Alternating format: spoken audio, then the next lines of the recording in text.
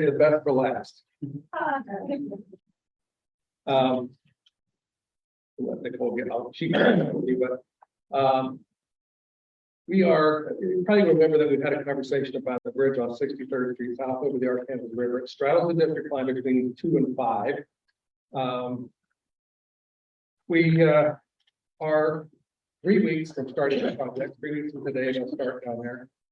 We had our pre-construction conference with Donlinger Construction last Wednesday, and then the 5 commissioners got an email from Lynn Packer on Wednesday indicating that they were on schedule. They were going to go forward. They think we need to close the bridge for the whole 50 days. That started a conversation with Commissioner Howell. He would like for you all to be involved in the conversation about what we do going forward. Go to the next one, Nicole.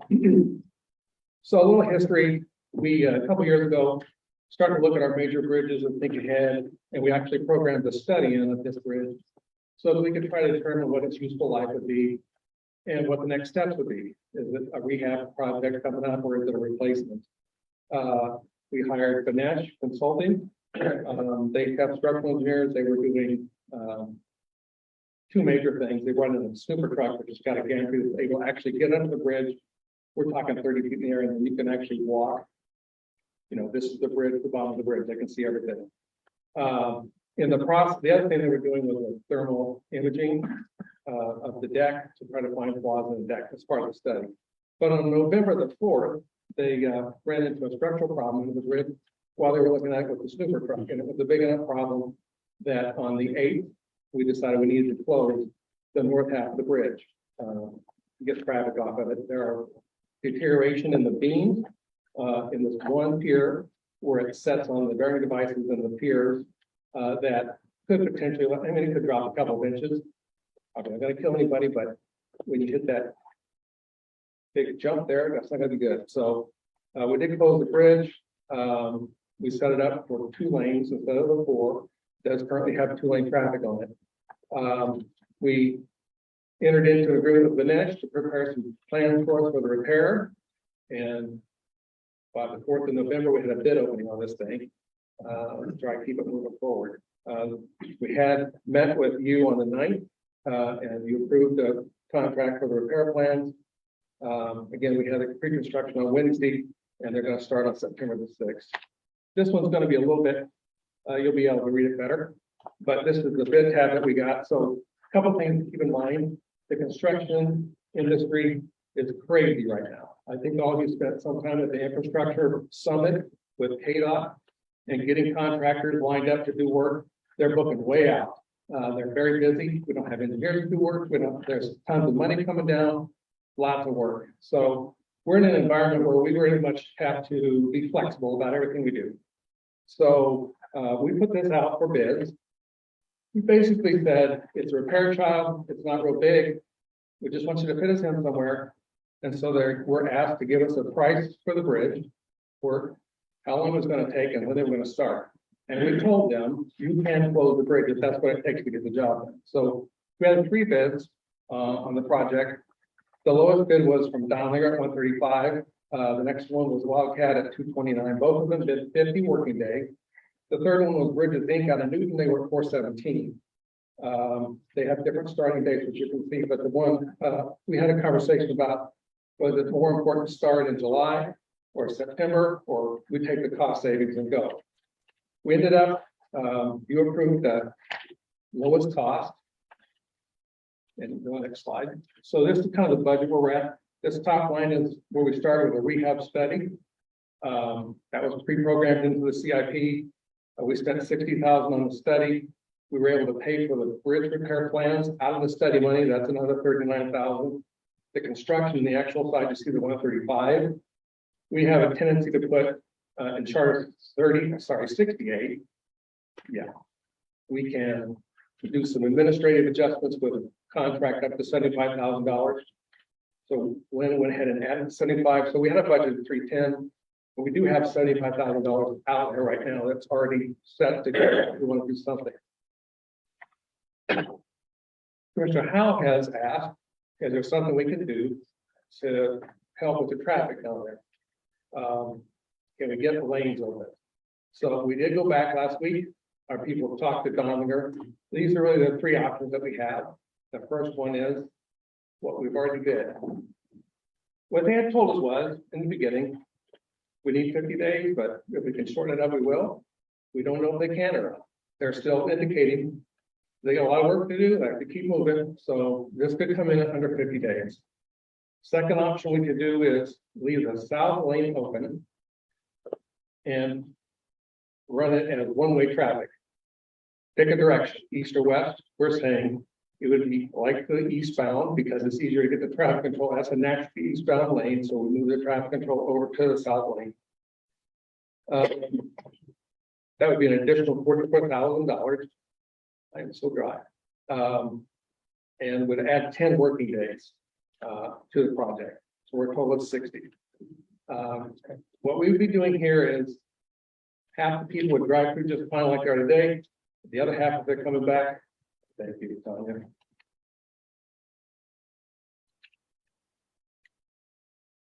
Have to find another route.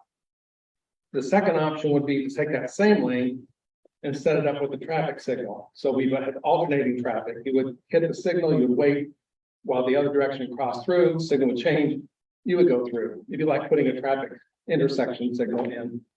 The timing is a little bit longer because the bridge is 400 or 500 feet long. That's an intersection is 100 feet long. So we have to give time for the first car to get through all the traffic. They've got to clear the bridge and come back. But that would be delaying everybody. They'd had this option.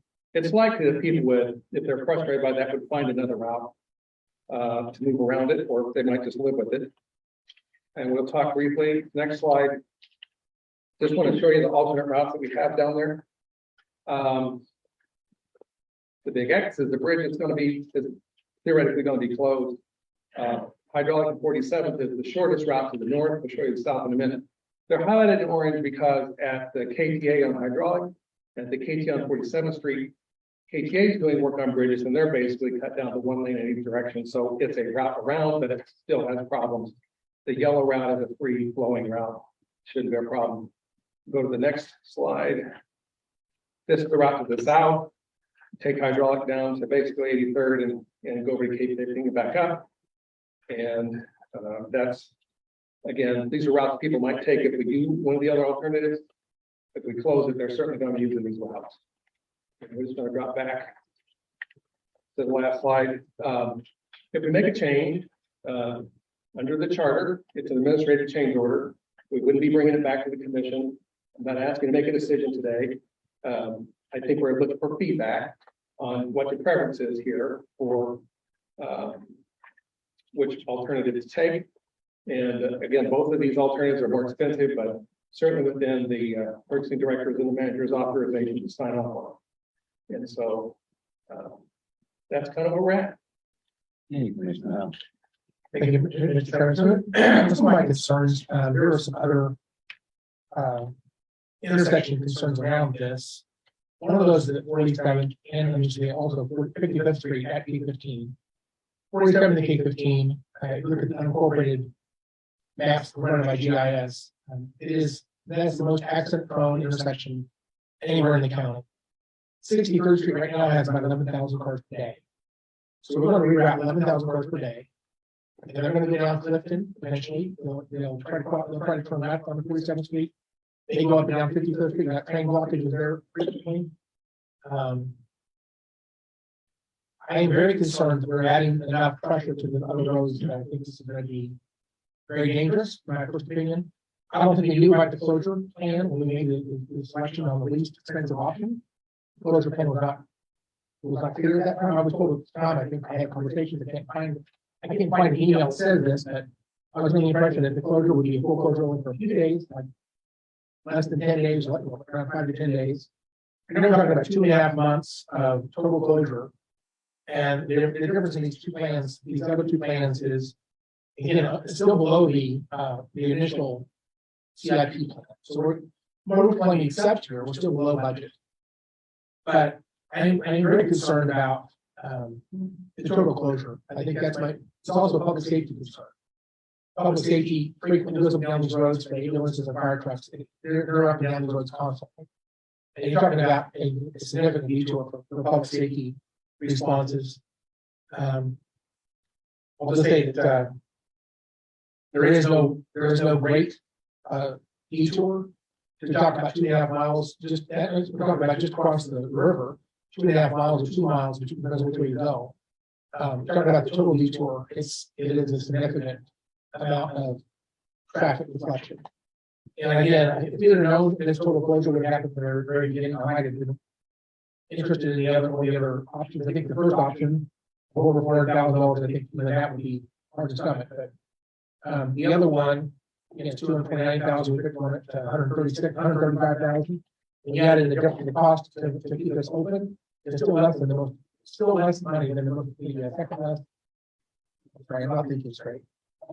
But it's still less expensive than the second least expensive option.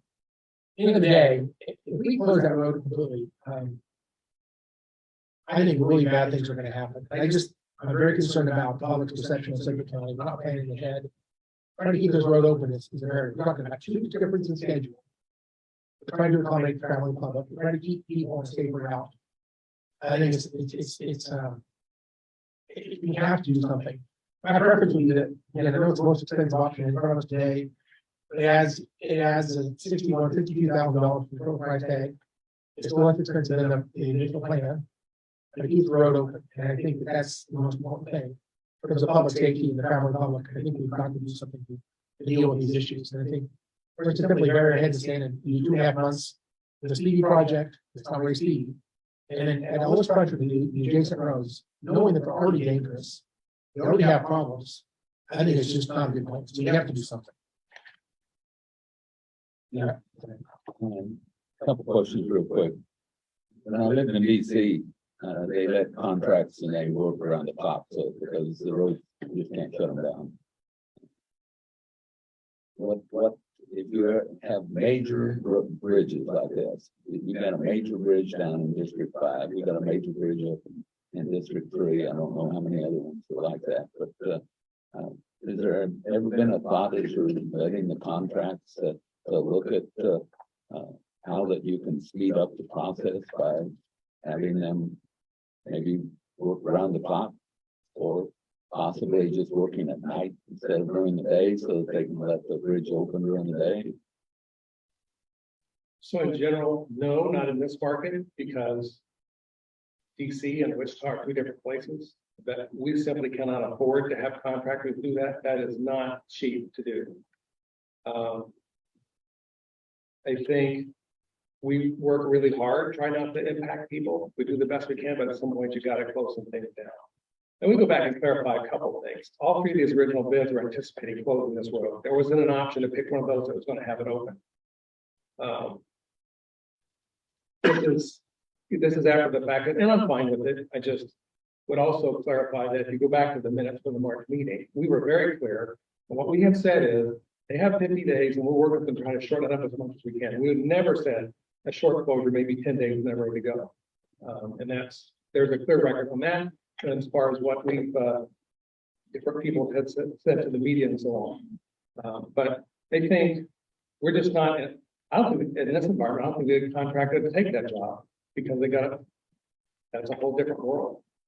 I mean, I know I've seen it. I hated driving through it at night. It's a mess, but they're just not, these prices would go through the roof to do it. And the bulk of the traffic, though, I would imagine, is 8 to 5 time frame, correct? The problem on this bridge is, and Glenn can go way deeper than I will, but we literally have to jack up the bridge and it starts to impact the side that we want to drive on. And once we jack it up, it stays up, and they don't want live load traffic on anything that's jacked up. So it's getting into the 3rd lane. So it's not an option to drive on this part of that. We're literally working the structure itself. So even if you take one of the other options where you allow one-way traffic or you put a stop light on it to meter it, that's not really the best option because you won't put live road traffic on. It'll be over on the 4th lane, so the contractor's comfortable at that point. We're losing 2 weeks, I think, there's three elements to that. We have new traffic, much more complex traffic control set up. We've got to bring in the concrete Jersey barriers. We got to take them back out. And I think they're more constricted on the space they have to work in there. But it's, I mean, I'm personally a proponent of rip the bandit off of the business thing as fast as we can, but I also understand the stress it's going to cause down there. We have budgeted the money, we can cover this. It's really, it's not something we would normally bring back to you to have you decide, but I don't think you're officially deciding because we're not having that kind of meeting, but Well, we can't vote on this today because it's a staff meeting, not a board meeting. But probably talk with Commissioner Howell about it in more detail and figure out what we're going to do before we ever bring it back to the board. it's not going to come back to the board. It's only an administrative, unless you want it to, it's just an administrative change order. If we had, I think between the manager and I, if we have feedback from you all that you're have a direction you'd like to go with, you know, this will just slide on through and done. You know, I'm all right with traffic signal. So how many days, 10 days, 20 days? 10 days more, 2 it's 10 weeks versus 12. That's 2 weeks. Right. I mean, I think it has its benefits because if you want to not have to figure out the detours and you're happy doing that, you'll do it, and that's fine. And if we counted it's 11,000 cars a day for 60 days, it's going to be 2 cents per car or something. I haven't done the math, but it's not. But I would just say at the time we were putting this together, we're trying to make it as biddable as possible. We had contractors telling us on our other bridges, we can't, if you don't give us like 6 months to start on this, then we can't even put it on the list. Yeah. It's different times. Yeah. And that's a significant detour. Because of the river. I think if we'd have known, honestly, we might have programmed this in, but we were. So. If there's any other feedback, let me know.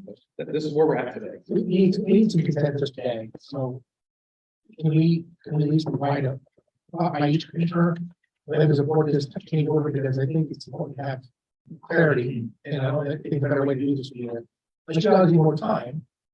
Can we at least indicate whether we support the idea of changing this to the one-lane traffic open with signal for two-way traffic?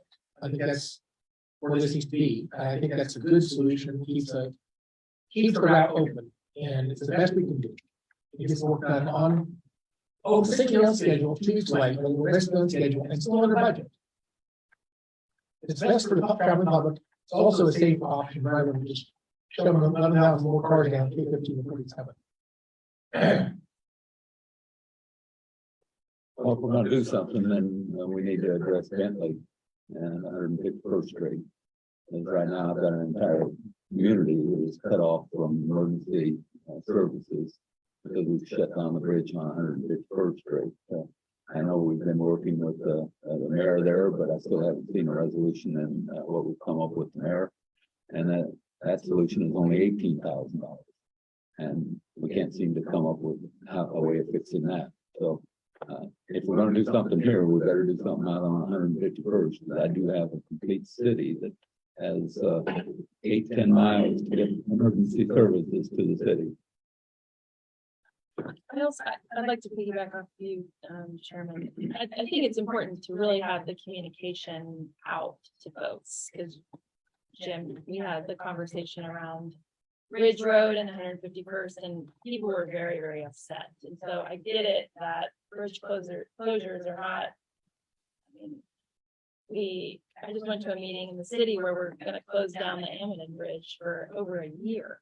So that's a pretty significant closure, and the time for emergency vehicles was a big topic of discussion.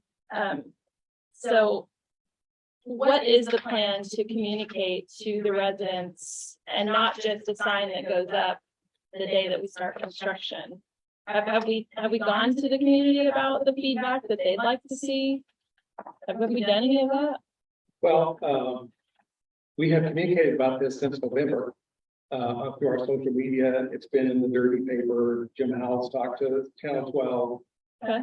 We've had a long gap now. We're 3 weeks out. We'll start again. If we choose the option that leaves it open, it's still a route. Sure. So it's probably less critical.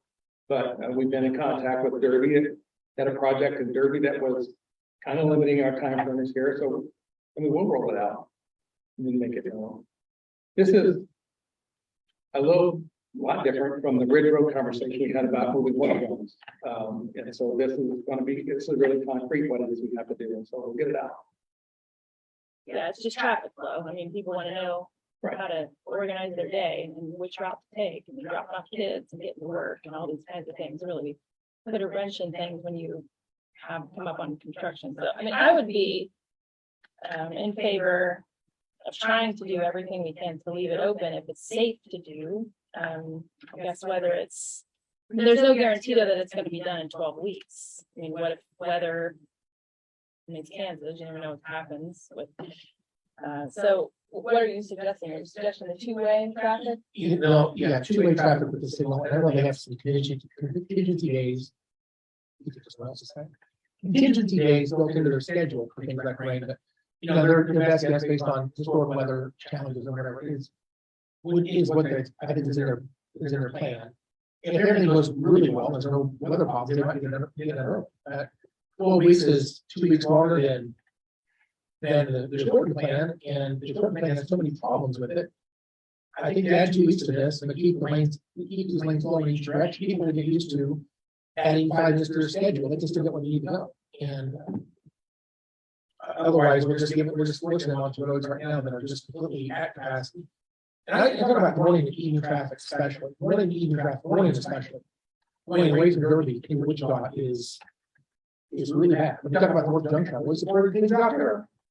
And each fan of the Northwest Expressway, this is one of the things, with the major route for the people in the 55.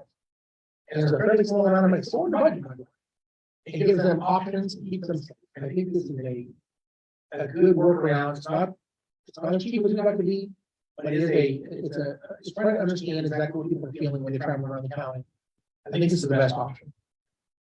I can support it, but again, we've got to solve 151st also.